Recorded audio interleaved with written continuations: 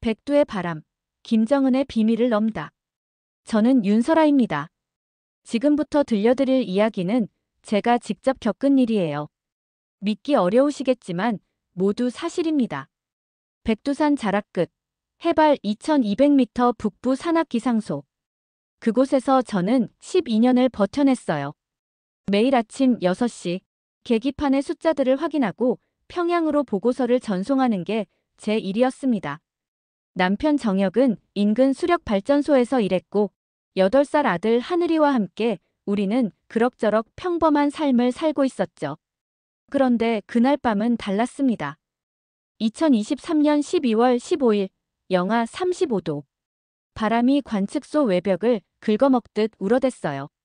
제가 밤 12시 정각에 마지막 데이터를 입력하려는 순간 모든 계기판이 얼음처럼 멈춰버렸습니다. 전력이 툭 끊어진 거죠. 엄마.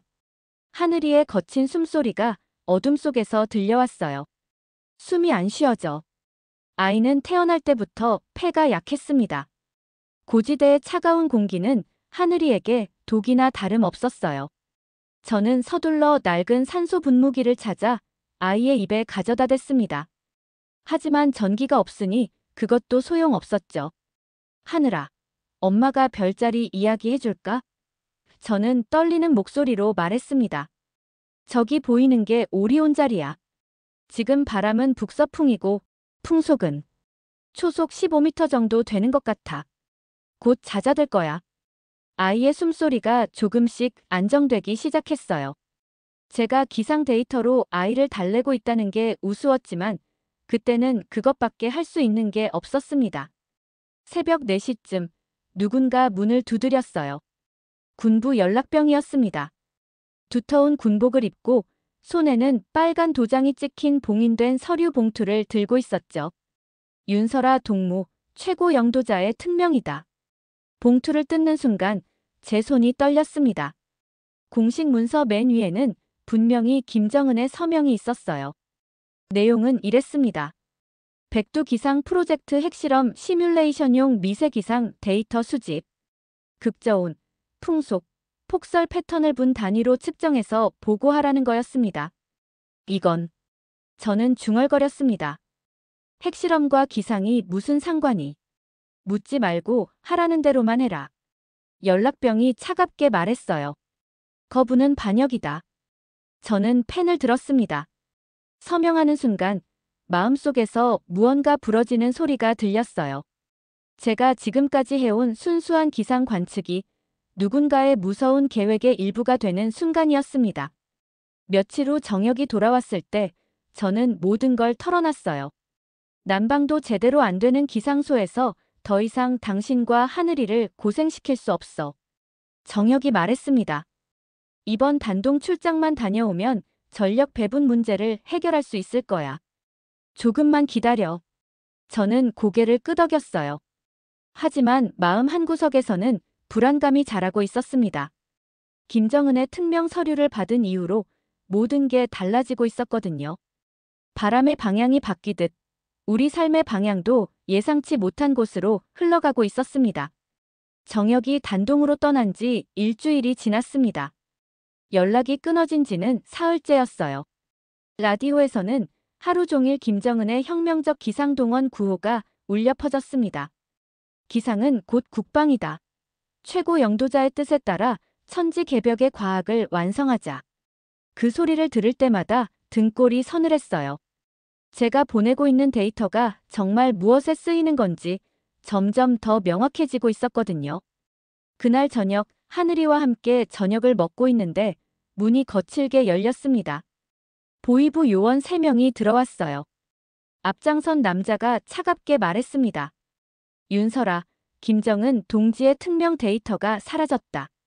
뭐라고요? 저는 깜짝 놀라 일어났습니다. 무슨 소리예요? 내 남편 정혁이 외부로 유출했다. 어디 있는지 말해라. 집안이 순식간에 뒤집혔습니다. 서랍, 이불, 하늘이의 장난감까지 모두 뒤져졌어요. 아이는 무서워서 제 뒤에 숨어 벌벌 떨고 있었습니다. 정말 모릅니다. 남편은 단동 출장 갔다가 연락이 안 되는 거예요. 하지만 그들은 믿지 않았습니다. 몇 시간 동안 집을 뒤진 후에야 그들이 떠났어요. 그들이 간 후 저는 바닥을 치우다가 문턱 아래에서 작은 메모 하나를 발견했습니다. 설아, 하늘만은 지켜. 분명히 정혁의 필체였어요. 다음 날 새벽 또다시 보이부가 왔습니다. 이번에는 저를 데려갔어요. 엄마, 하늘이가 울부짖었지만 저는 뒤돌아볼 수 없었습니다. 차가운 콘크리트 방, 쇠냄새, 희미한 전구 하나. 신문은 밤새 계속됐습니다. 정혁은 어디 있나? 누가 지시했나? 남조선 간첩과 연결되어 있지 않나? 저는 정말 몰랐습니다. 남편이 왜 갑자기 사라졌는지, 김정은의 기상 데이터가 왜 유출됐는지 아무것도 몰랐어요. 하지만 그들은 계속 같은 질문을 반복했습니다. 새벽녘에 풀려났을 때 제 등에는 깊은 멍이 들어 있었습니다. 하지만 몸의 상처보다 더 아픈 건 마음에 새겨진 낙인이었어요. 반역자의 가족이라는 꼬리표 말이죠. 집으로 돌아오니 하늘이가 혼자서 밤새 울고 있었습니다. 엄마, 아빠는 언제 와? 곧, 곧 올 거야. 저는 거짓말을 했습니다. 사실은 저도 정혁이 어디 있는지 살아있는지조차 몰랐거든요. 그날 이후 우리 집 주변에는 항상 감시하는 사람들이 있었습니다. 장을 보러 나갈 때도 하늘이를 학교에 보낼 때도 누군가 따라왔어요. 김정은의 이름이 방송에서 흘러나올 때마다 그 이름은 제게 공포의 벽이 되어 다가왔습니다. 마을 사람들도 우리를 피하기 시작했어요. 반역자 가족과 엮이면 안 된다는 소문이 돌았거든요. 하늘이는 학교에서 아이들에게 따돌림을 당했고 저는 기상소에서도 동료들의 시선을 견디기 어려웠습니다. 그런 날들이 한 달 넘게 계속됐어요. 정혁의 소식은 여전히 없었고 저는 점점 더 절망 속으로 빠져들고 있었습니다. 정혁이 사라진 지 2달째, 처분이 내려졌습니다. 완전한 추방이나 수용 소행은 면했지만 대신 감시거주가 결정됐어요. 보이부 대원 김철수의 집으로 이주해서 24시간 감시를 받으며 살아야 한다는 거였습니다. 이사 준비해라. 내일 오전에 온다. 통보를 받은 날 밤, 저는 하늘이와 함께 짐을 쌌어요. 가져갈 수 있는 건 옷가지와 생필품 뿐이었습니다. 김철수의 집은 우리 집보다 조금 컸지만 분위기는 무거웠어요. 김철수는 40대 중반의 무뚝뚝한 남자였고 그의 아내 홍미나는 저와 비슷한 나이였습니다. 하지만 미나는 처음에 제 눈을 똑바로 보지 못했어요. 거실 한쪽을 써라. 규칙은 간단하다. 허락 없이 밖에 나가지 말 것. 외부와 연락하지 말 것. 매일 저녁 보고할 것. 김철수의 목소리는 차가웠습니다. 하지만 어쩔 수 없었어요. 이것도 그나마 나은 처분이었거든요. 첫날 밤, 하늘이가 또 숨을 헐떡이기 시작했습니다. 고지대에서 갑자기 낮은 곳으로 내려와서 그런 건지 아니면 스트레스 때문인지 평소보다 심했어요. 엄마, 숨이. 하늘이가 제 옷깃을 붙잡았습니다. 저는 당황했어요. 약도 없고 산소 분무기도 없었거든요. 그때 부엌에서 미나가 조심스럽게 손짓했습니다. 이거 떼워서 코에 가까이 대보세요. 미나가 작은 컵을 건넸어요. 약초차예요. 호흡기에 좋다고 해서. 그 작은 온기가 제 마음을 녹였습니다. 지금까지 쌓여있던 체면과 분노가 한순간에 무너졌어요. 고맙습니다. 저는 고개를 숙였습니다. 라디오에서는 여전히 매 시간마다 김정은의 구호가 흘러나왔어요. 충성, 충성, 최고 영도자의 뜻을 받들어. 그 소리를 들을 때마다 저는 이를 악물었습니다. 하지만 미나의 조심스러운 친절은 저를 다시 사람으로 만들어주고 있었어요. 며칠 후 미나가 먼저 말을 걸어왔습니다. 하늘이 아버지는 정말 그런 일을 했을까요?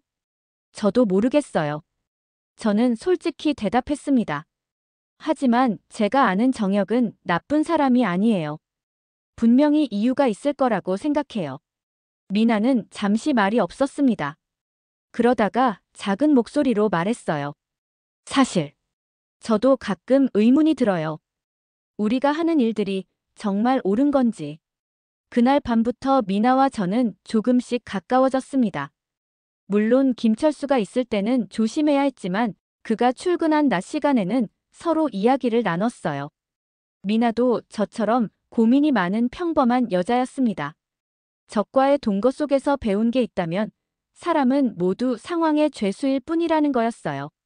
시스템이 만든 역할 때문에 서로 적이 되어야 하지만 그 안에서도 인간적인 온기는 남아 있었습니다. 감시거주한 지 석 달째 되던 겨울, 또 다른 처분이 내려졌습니다. 완전한 산골 추방이었어요. 전기도 수도도 들어오지 않는 깊은 골짜기의 폐가로 보내진다는 거였습니다. 이제 정말 끝이구나. 짐을 싸면서 그런 생각이 들었어요. 하지만 미나가 몰래 준비해준 것들이 있었습니다. 약초, 담요, 그리고 통조림 몇 개. 몰래 가져가세요. 아무한테도 말하지 마세요. 미나의 눈에는 눈물이 맺혀 있었어요. 산골 집은 정말 열악했습니다. 지붕은 군데군데 뚫려 있었고 벽에는 틈이 많아서 바람이 새어 들어왔어요. 하지만 저는 포기하지 않았습니다. 12년간 기상 관측소에서 일하며 쌓은 경험이 있었거든요. 하늘아, 엄마가 날씨를 예측할 수 있으니까 걱정하지 마. 저는 아이에게 말했습니다. 북풍이 꺾이는 시간에 물을 길러가고 풍속이 느는 새벽 전에 장작을 모을 거야. 실제로 그렇게 했어요. 기상표를 머릿속에 그려가며 생존을 계산했습니다. 바람의 패턴을 읽고 온도 변화를 예측해서 하루하루를 견뎌냈어요. 한 달쯤 지났을 때 누군가 문을 두드렸습니다. 낯선 젊은 여자였어요. 선생님, 설아 선생님 맞죠? 자세히 보니 제가 기상소에서 일할 때 가르쳤던 제자, 양정이었습니다. 정아야. 저는 깜짝 놀랐어요. 여기까지 어떻게? 정은 주변을 살피더니 품에서 쌀과 비타민을 꺼냈습니다. 그리고는 귀에 대고 속삭였어요. 선생님, 정혁 선생님은 배신자가 아니에요. 뭐라고? 저는 심장이 쿵 하고 내려앉는 걸 느꼈습니다. 정혁 선생님은 김정은의 에너지 프로젝트 내부 고발자예요. 남조선과 연결되어 있어요. 가족부터 먼저 살리려고 했다는 소문이. 그 말을 듣는 순간 모든 퍼즐이 맞춰지기 시작했습니다. 정혁이 갑자기 사라진 이유, 기상 데이터가 유출된 이유. 그는 배신자가 아니라 진실을 폭로하려고 한 거였어요. 그런데 왜 나를 두고 갔을까? 저는 중얼거렸습니다. 정이 조심스럽게 대답했어요. 먼저 길을 만드는 사람이 되려고 했던 것 같아요. 가족이 안전하게 나올 수 있는 길을요. 그날 밤, 저는 정혁이 남긴 낡은 노트를 다시 펼쳤습니다. 평소에는 그냥 기상 데이터로만 보였던 숫자들이 다르게 보이기 시작했어요. 풍속 8.3, 수위 2.7, 체감온도 마이너스 22, 140. 숫자들 사이에 규칙이 있었습니다. 계절풍의 전환 시간, 수문 개방 시간, 경비 교대 시간. 이건 단순한 기상 데이터가 아니라 암호였어요. 탈출할 수 있는 시간표였습니다. 정혁아. 저는 노트를 가슴에 안았습니다. 당신이 미리 길을 만들어놨구나. 그 밤부터 저는 계획을 세우기 시작했습니다. 정혁이 남긴 암호를 해독하고 하늘이와 함께 이곳을 벗어날 방법을 찾기 시작했어요. 정의 도움으로 연결책을 찾았습니다. 조선족 간호사 장은비였어요. 중국과 북한을 오가며 밀수를 돕는 일을 한다고 했습니다. 설명할 시간은 없어요. 은비가 급하게 말했습니다. 하늘이는 천식이 있으니까 이동 중에 위험할 수 있어요. 이 분무기와 진정제를 챙기세요. 아이가 울면 모든 게 끝나거든요. 출발은 음력 보름달이 뜨지 않는 어둠 밤이었습니다. 저는 하늘이의 손을 꼭 잡고 집을 나섰어요. 정혁의 암호에 따르면 이 시간대가 가장 안전했습니다. 백두산 자락의 설벽은 상상했던 것보다 가팔랐어요. 눈발이 수평으로 흩날리고 발 아래 얼음이 얇게 울렸습니다. 멀리서 김정은, 직속 경비대의 탐조등이 가위를 벌리듯 움직이고 있었어요. 조심해요. 저는 은비에게 속삭였습니다. 저기 윗부분 적설이 얇게 걸려 있는 게 슬랩이에요. 바람 방향이 바뀌면 작은 진동만으로도 눈사태가 날 수 있어요. 우리는 우회로를 택했습니다. 더 멀리 돌아가는 길이었지만 안전한 경로였어요. 저는 풍향과 순찰 동선이 교차하는 타이밍을 계산하며 기다렸습니다. 지금이에요.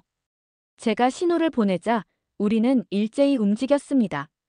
바로 그때 발 아래 눈이 낮게 쿵 하고 울리더니 멀리 사면에서 작은 눈사태가 일어났어요.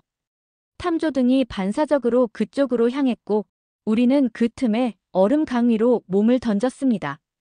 강 위의 얼음은 생각보다 두꺼웠어요. 하지만 중간쯤 왔을 때 하늘이가 갑자기 가슴을 움켜쥐었습니다.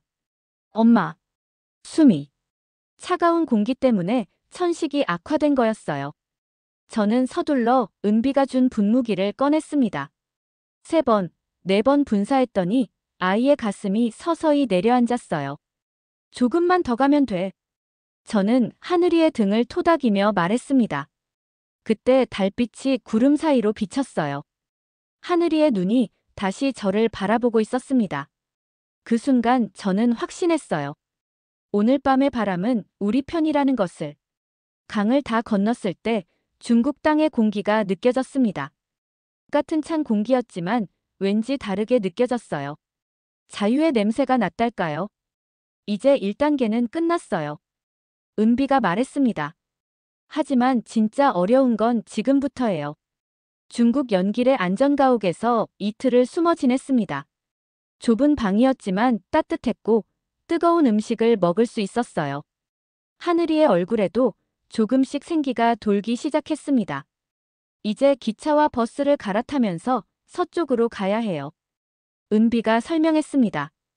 위조 신분증으로 조선족 친척 방문이라고 하면 돼요. 하지만 중간에 검문이 있을 수 있으니까 조심해야 해요. 출발하는 날 폭설 예보가 나왔습니다. 저는 머릿속으로 레일 결빙 패턴을 계산했어요. 기온이 영하 15도까지 떨어지면 철로가 얼어서 기차가 지연될 가능성이 높았습니다. 환승 시간을 좀 더 여유 있게 잡는 게 좋겠어요. 제가 제안했더니 은비가 놀란 표정을 지었어요. 어떻게 그런 걸 알아요? 12년간 기상 관측을 했거든요. 첫 번째 환승역에서 예상대로 기차가 2시간 지연됐습니다. 대합실에는 사람들이 가득했고 그 사이로 공안들이 신분증 검사를 하고 있었어요. 집단 검문이에요. 은비가 긴장한 목소리로 말했습니다. 바로 그때 하늘이의 숨소리가 다시 가빠지기 시작했어요. 이번에는 연기가 아니었습니다. 진짜 천식 발작이었어요. 아이 상태가 안 좋아요. 저는 절박하게 중국어로 외쳤습니다. 중국어를 완전히 못하는 건 아니었지만 급한 상황에서는 단어가 생각나지 않았어요. 그때 백발의 중국 할머니가 다가왔습니다. 말없이 자신의 따뜻한 담요를 하늘이에게 덮어주고 작은 약 봉지를 건넸어요. 말은 통하지 않았지만 그 할머니의 손이 말해주고 있었습니다. 살아야 한다고. 검문이 우리 앞에 왔을 때 공안이 제 억양을 의심스럽게 쳐다봤습니다. 어디서 왔나? 그때 하늘이가 제가 가르쳐준 중국어 문장을 또렷하게 말했어요. 우리 이모집 가요. 아이의 작은 목소리에 공안의 표정이 부드러워졌습니다. 가라. 몇 시간 후 우리는 임시 숙소에 도착했습니다. 조선족 가족이 운영하는 작은 민박이었어요. 방 하나에 온돌이 깔려 있었고 처음으로 발가락의 감각이 돌아왔습니다. 이제 진짜 안전한 거예요? 하늘이가 물었습니다. 저는 대답하지 못했어요. 여전히 중국 땅이었고 언제든 송환될 위험이 있었거든요. 하지만 아이에게 희망을 빼앗고 싶지는 않았습니다. 하늘아, 엄마가 하나 물어볼게. 아빠가 어디 있을 것 같아? 하늘이가 잠시 생각하더니 말했어요. 아빠는 엄마랑 하늘이보다 먼저 가서 집을 구하고 있을 거야. 그래서 우리가 가면 어서 와. 하고 반겨줄 거야. 그 순진한 대답에 눈물이 핑 돌았습니다. 정혁이 정말 살아있기를 정말로 어딘가에서 우리를 기다리고 있기를 간절히 바랐어요. 새벽 4시쯤 은비가 깨웠습니다. 일어나세요. 국경 경비가 바뀌는 시간이에요. 지금 움직여야 해요.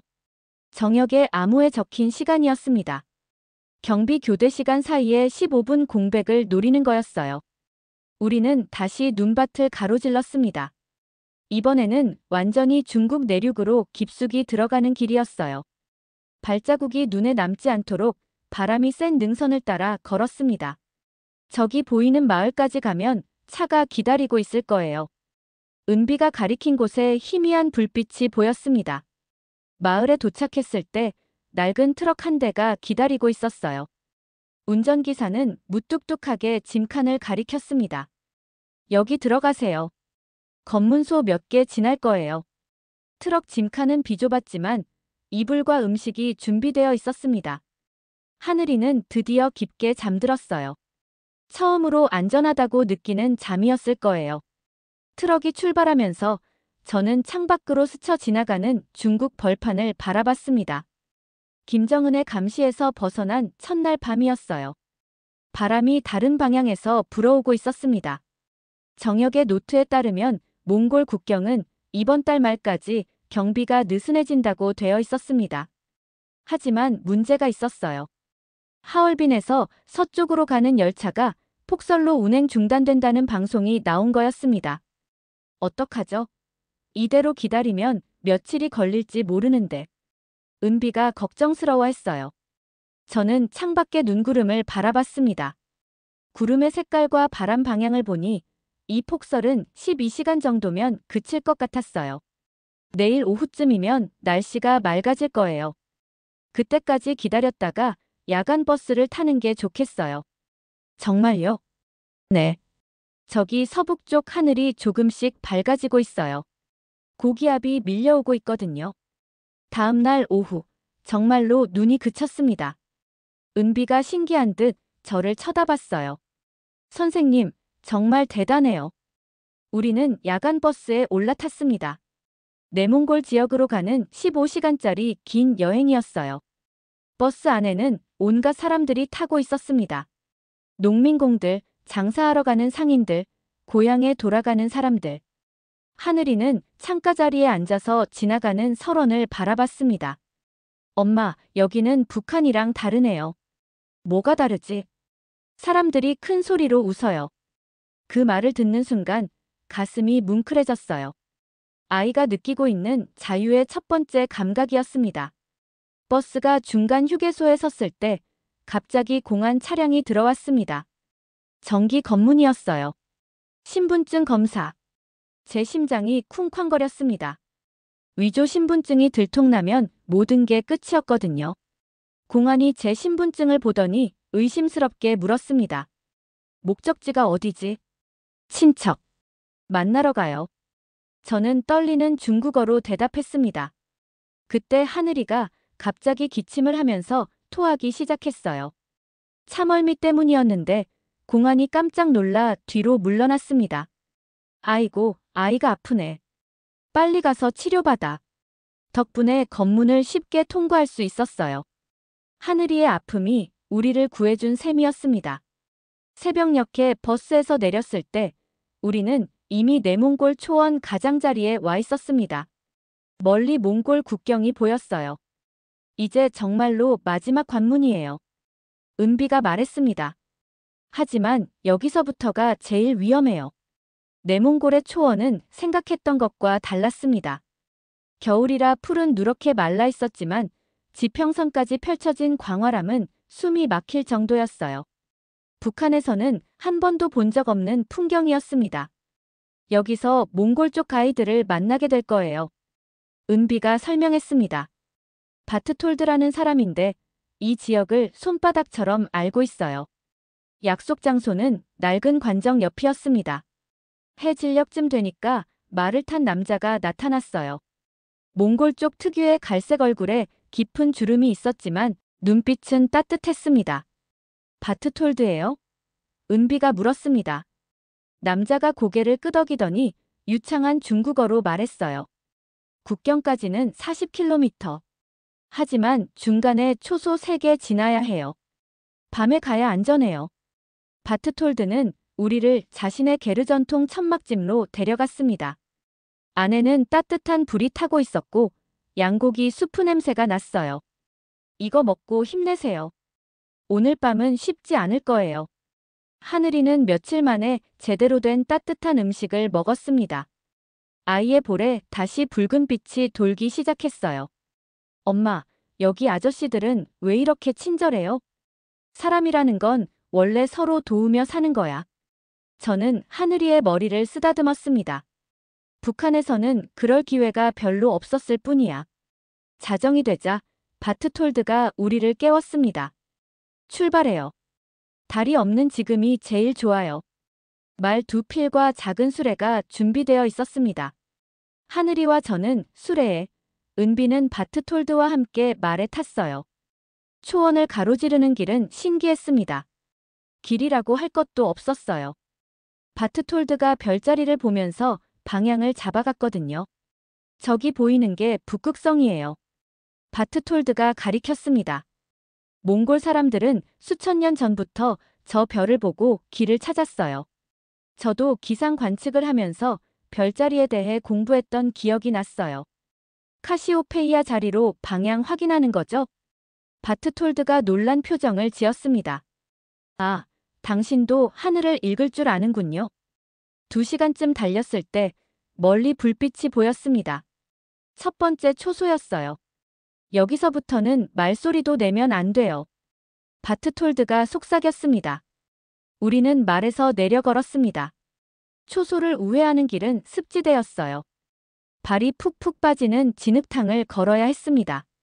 하늘이가 힘들어하자 바트톨드가 아이를 등에 업었어요. 괜찮아. 이 아저씨가 몽골 최고 기수야. 바트톨드가 아이에게 속삭였습니다. 하늘이가 작게 웃었어요. 며칠 만에 보는 웃음이었습니다. 새벽 4시쯤 드디어 국경선이 보였습니다. 철조망과 감시탑이 있었지만 바트톨드는 침착했어요. 여기 구멍이 하나 있어요. 예전에 늑대들이 지나다니던 길이에요. 정말로 철조망 아래쪽에 작은 구멍이 있었습니다. 사람 한 명이 겨우 기어갈 수 있는 크기였어요. 하늘이부터 먼저. 저는 아이를 앞으로 밀었습니다. 하늘이가 기어간 후 제 차례였어요. 철조망에 옷이 걸려서 찢어졌지만 신경 쓸 겨를이 없었습니다. 마침내 몽골 땅을 밟았을 때 하늘이가 제 손을 꼭 잡았어요. 엄마, 우리 이제 자유예요? 응, 하늘아. 이제 자유야. 바람이 불어왔습니다. 김정은의 감시도 보위부의 추적도 없는 바람이었어요. 백두산에서 시작된 우리의 여행이 드디어 자유에 닿았습니다. 동쪽 하늘이 하얗게 밝아오기 시작했어요. 새로운 하루, 새로운 삶이 시작되는 아침이었습니다. 하지만 자유라는 말이 입에서 나오는 순간 오히려 무서움이 밀려왔습니다. 정말 끝난 걸까요? 아직 실감이 나지 않았어요. 바트톨드가 우리 뒤를 따라 철조망을 넘어왔습니다. 축하해요. 하지만 아직 안전한 곳까지는 멀어요.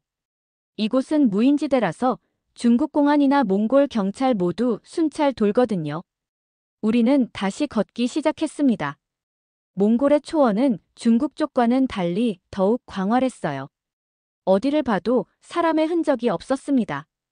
다만 바람 소리와 우리 발소리만 들릴 뿐이었어요. 1시간쯤 걸었을 때 멀리 게르 몇 개가 보였습니다. 저기가 우리 목적지예요. 바트톨드가 가리켰습니다. 제 사촌이 살고 있어요.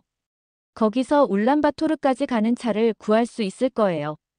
게르에 가까워질 때쯤 개 짖는 소리가 들렸습니다.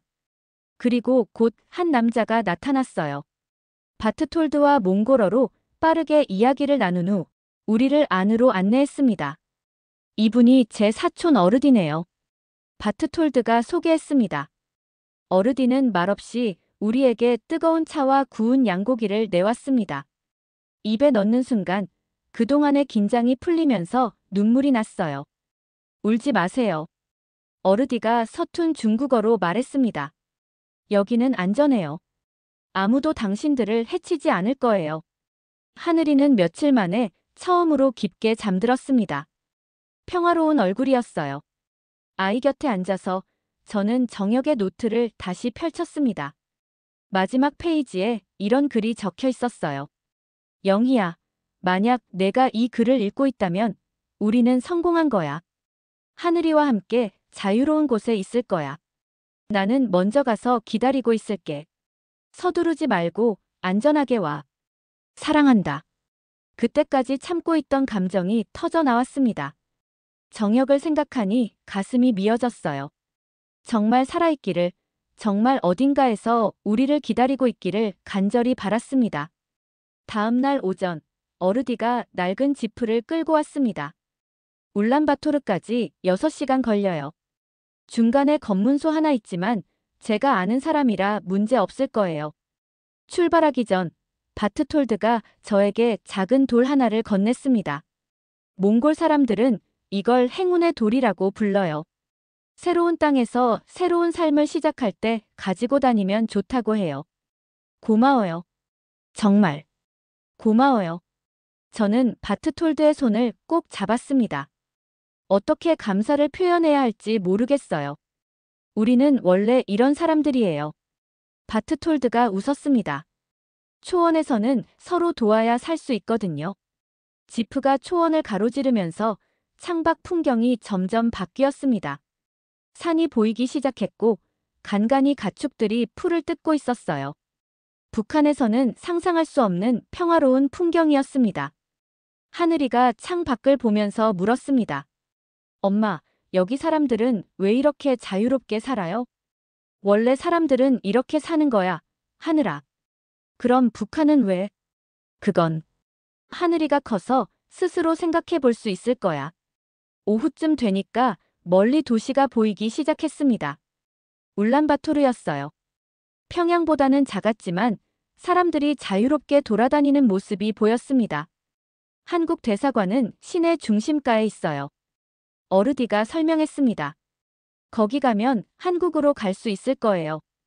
한국 대사관 앞에 도착했을 때 제 손이 떨렸습니다. 정말 마지막 단계였어요. 이 문을 들어가면 진짜로 자유로운 삶이 시작되는 거였습니다. 하늘이가 제 손을 꼭 잡았어요. 엄마, 무서워요. 나도 무서워. 하지만 이제 더 이상 숨어 살지 않아도 돼. 대사관 문을 두드렸을 때 한국어가 들렸습니다. 어떻게 오셨나요? 저희 북한에서 왔습니다. 문이 열리면서 따뜻한 얼굴을 한 직원이 나타났어요. 어서 오세요. 고생 많으셨습니다. 그 순간 정말로 끝난 것 같았어요. 김정은의 감시도 보위부의 추적도 모든 공포에서 벗어난 거였습니다. 하늘이와 제가 대사관 안으로 들어가면서 저는 마지막으로 뒤를 돌아봤습니다. 멀리 북쪽 하늘에 구름이 끼어 있었어요. 그 너머에 북한이 있었습니다. 그리고 어딘가에 정혁이 있을 거였습니다. 백두산에서 불어온 바람이 우리를 여기까지 데려왔어요. 이제 새로운 바람이 불기 시작할 차례였습니다. 자유의 바람이. 다음 장에서는 한국에 도착한 영희와 하늘이의 새로운 삶이 시작됩니다. 하지만 정혁에 대한 소식은 여전히 오리무중.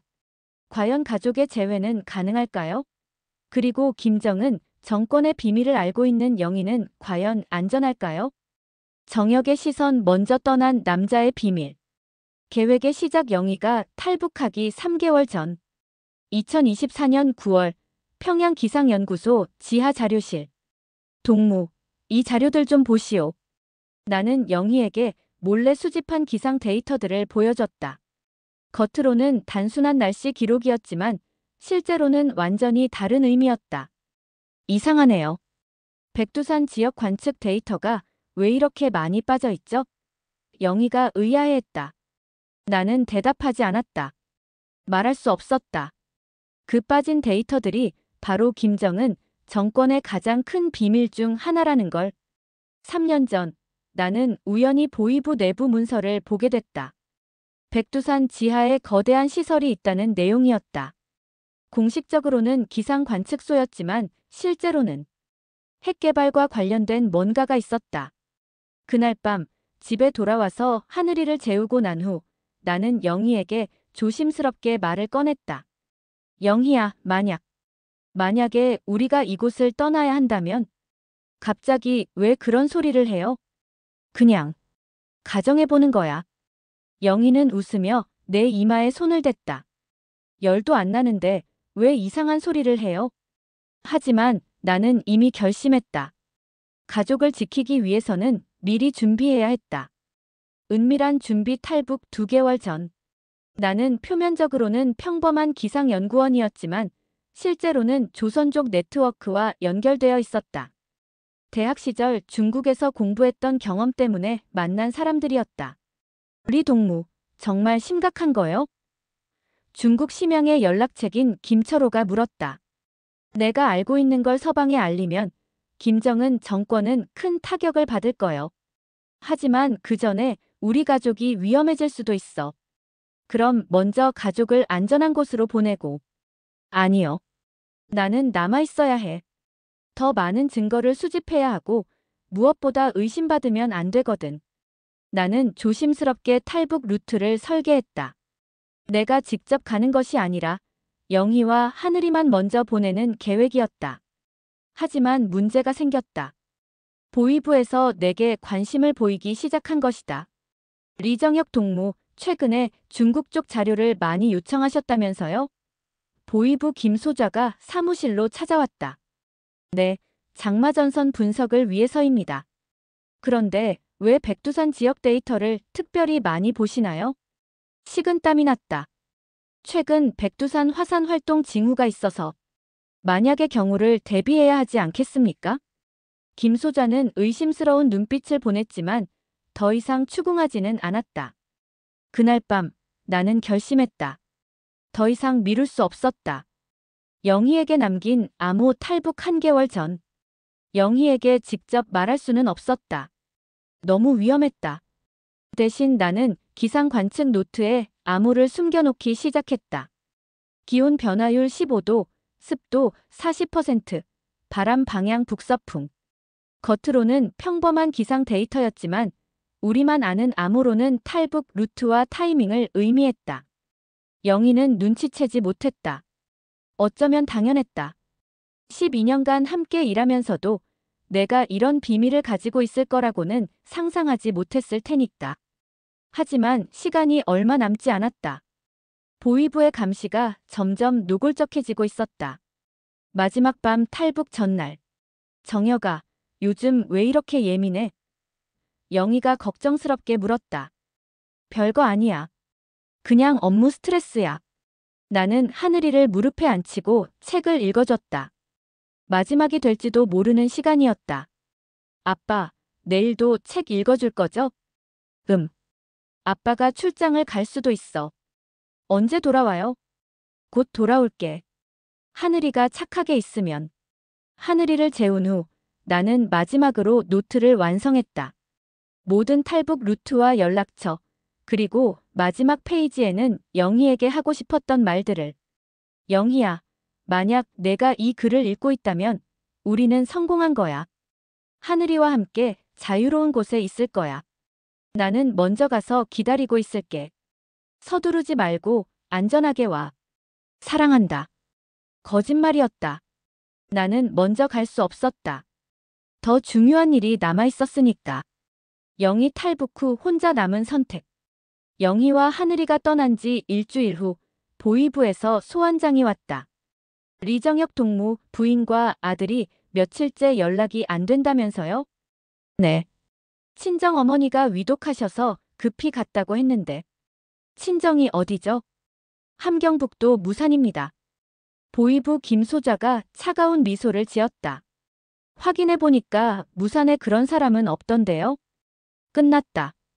들킨 것이다. 동무, 혹시 가족을 먼저 보내고 자신은 나중에 따라갈 생각이었나요? 나는 침묵했다. 어차피 부정해도 소용없었다. 좋소. 그럼 이렇게 하죠. 동무가 알고 있는 백두산 시설에 대한 정보를 모두 토해내면 가족을 찾아서 안전하게 데려오겠소. 무슨 소리인지 모르겠습니다. 김소좌가 두꺼운 파일을 테이블에 던졌다. 3년 전부터 동무의 모든 행적을 조사했소. 중국 연락책들, 수집한 자료들, 모든 걸 알고 있어. 나는 체포될 각오를 했다. 하지만 김소좌의 다음 말이 더 충격적이었다. 하지만 우리는 동무를 잡을 생각이 없소. 뭐라고요? 대신 동무에게 제안이 하나 있어. 가족을 만나고 싶으면 우리 말을 들으시오. 악마와의 거래. 우리가 원하는 건 간단해. 김소좌가 설명했다. 동무가 한국에 가서 이중 스파이가 되는 거요. 이중 스파이. 겉으로는 탈북자처럼 행동하면서 실제로는 한국 내 북한 관련 정보를 우리에게 전달하는 거지. 그리고 때가 되면 백두산 시설에 대한 가짜 정보를 흘리는 거요. 나는 이해할 수 없었다. 왜 그런 복잡한 방법을? 김정은 동지께서 직접 내린 지시요. 서방 세계에 가짜 정보를 흘려서 진짜 시설의 위치를 감추려는 거지. 만약 거부한다면 가족을 다시는 못 보겠지. 선택의 여지가 없었다. 영희와 하늘이를 지키기 위해서는 악마와 손을 잡아야 했다. 가짜 탈북 현재. 2주 후 나는 공식적으로 탈북했다. 물론 보위부가 미리 준비한 안전한 루트였다. 중국을 거쳐 라오스, 태국을 지나 한국에 도착하는 일반적인 경로였다. 하나원에서 조사를 받을 때 나는 준비된 각본대로 연기했다. 백두산 지하에 핵시설이 있다고 들었습니다만. 네, 하지만 정확한 위치는 모릅니다. 다만 제가 본 자료에 따르면 나는 보위부에서 준비한 가짜 정보들을 조금씩 흘렸다. 진짜 시설에서 10km 떨어진 엉뚱한 곳을 가리키는 좌표들을. 하지만 내 마음 한편에는 계획이 있었다. 언젠가는 진실을 밝히고 이 더러운 거래에서 벗어나겠다는. 서울에 정착한 지 2달이 지났다. 매일 영희와 하늘이 소식을 기다렸다. 드디어 연락이 왔다. 몽골을 거쳐 한국 대사관에 도착했다는 소식이었다. 하지만 나는 아직 그들을 만날 수 없었다. 보위부의 감시가 계속되고 있었기 때문이다. 가족 제외는 조금 더 기다리시오. 서울에 있는 북한 공작원이 연락해왔다. 지금 만나면 부인이 위험해질 수 있어. 언제까지 기다려야 합니까? 동무가 임무를 완수할 때까지. 나는 이를 악물었다. 언젠가는 이 굴레에서 벗어나겠다고 다짐했다. 영희와 하늘이를 지키면서 동시에 김정은 정권의 진짜 비밀을 세상에 알리는 방법을 찾겠다고. 그때까지는 조금 더 기다려야 했다. 정혁의 편지 미래의 어느 날. 영희에게 이 편지를 쓰는 지금 나는 여전히 서울의 작은 원룸에서 너와 하늘이를 기다리고 있다. 만날 수는 없지만 매일 너희 소식을 들으며 버티고 있어. 내가 먼저 왔다고 거짓말한 것을 용서해줘. 사실 나는 자유롭지 못하다. 아직도 김정은의 그림자 안에 있어. 하지만 언젠가는 이 모든 걸 끝내고 진짜 자유를 찾을 거야. 그때까지 기다려줘. 우리 가족의 진짜 재회를 위해. 사랑하는 정혁이. 본편에서는 알 수 없었던 정혁의 복잡한 상황과 가족을 지키기 위한 그의 선택을 그렸습니다. 과연 정혁은 이 이중 스파이의 굴레에서 벗어나 가족과 재회할 수 있을까요? 흥미진진하셨다면 구독과 댓글을 남겨주세요.